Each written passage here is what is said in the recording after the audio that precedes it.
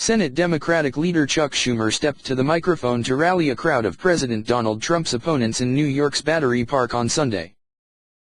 "Are we gonna win this fight?" he asked.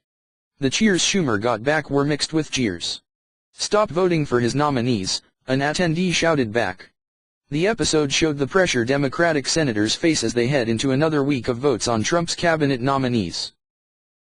Democrats have watched as progressives turned out en masse at pro-Obamacare rallies, then stunned the political world with the attendance across the globe at women's marches, and now are opposing Trump's executive order banning travel to the United States from 7 Muslim-majority nations with protests at airports across the country.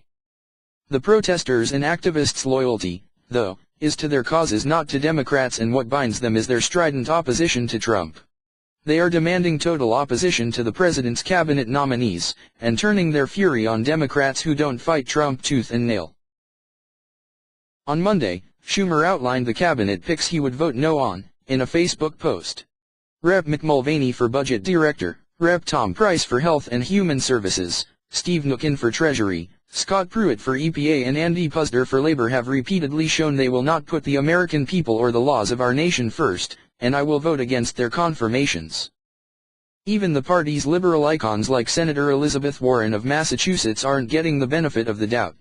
Warren's committee vote to confirm Ben Carson for Secretary of Housing and Urban Development set off intense backlash on the left, leading to Warren addressing her vote in a Facebook post that began with the frustrated line, "Okay, let's talk about Dr. Ben Carson." Schumer also said he wouldn't back Trump's choices for Education Secretary, State, and Attorney General. "Yes, I adamantly disagree with many of the outrageous things that Dr. Carson said during his presidential campaign. Yes, he is not the nominee I wanted," Warren wrote. "But, the nominee I wanted, is not the test." Some Democrats are attempting to strike an impossible balance. The left craves the same tactics Senate Republican leader Mitch McConnell used to stymie President Barack Obama's legislative agenda and block him from filling a Supreme Court vacancy. But Senate Democrats have also sought to pick their battles, knowing that one day Republican senators could face the same pressures to oppose a Democratic president. On deck Monday is a Senate vote to advance the nomination of former ExxonMobil CEO Rex Tillerson to become Secretary of State. Democrats are now expected to push for the vote to be delayed until he comments on the Trump travel ban on refugees and citizens of 7 Muslim-majority countries. Democrats say this is going to be a big line of focus going forward, hoping to put the question to all the nominees on whether they support the executive order. This includes non-controversial nominees, including Elaine Chao, Senate Majority Leader Mitch McConnell's wife, who was chosen to head the Department of Transportation and would have oversight on the airline industry/airports. Alabama Senator Jeff Sessions, Trump's pick for Attorney General, Energy Secretary nominee Rick Perry, the former Texas Governor, Representative Ryan Zinke, Trump's Interior Department pick, and Education Secretary nominee Betsy DeVos are all slated for committee votes Tuesday. Trump could also roll out a Supreme Court nominee as early as Tuesday, setting off another battle royale on Capitol Hill. Virginia Senator Tim Kaine, the 2016 Democratic vice presidential nominee, tweeted a passionate criticism of Trump on Saturday, saying the United States should not turn our backs on widows and orphans fleeing the very evil we despise. Then a response came from Howard Dean, the former Democratic National Committee chairman and progressive hero. "Tim, this is great, but the Dems in the Senate actually have to do something about this stuff.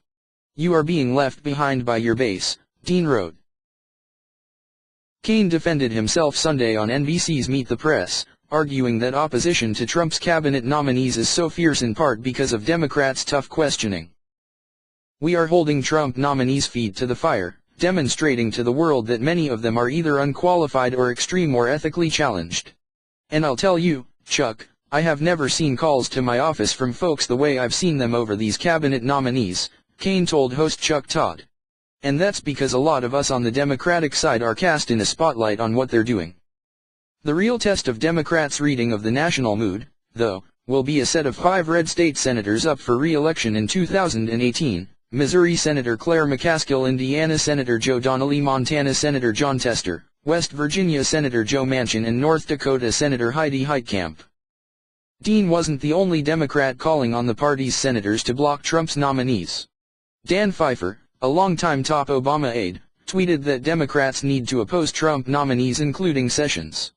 "We can't live in a world where Trump violates every norm and Democratic elected officials support people like Sessions out of courtesy," he said.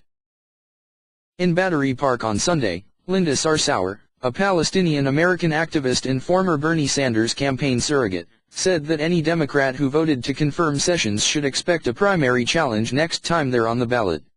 "That's not a threat," she said. "It's a promise."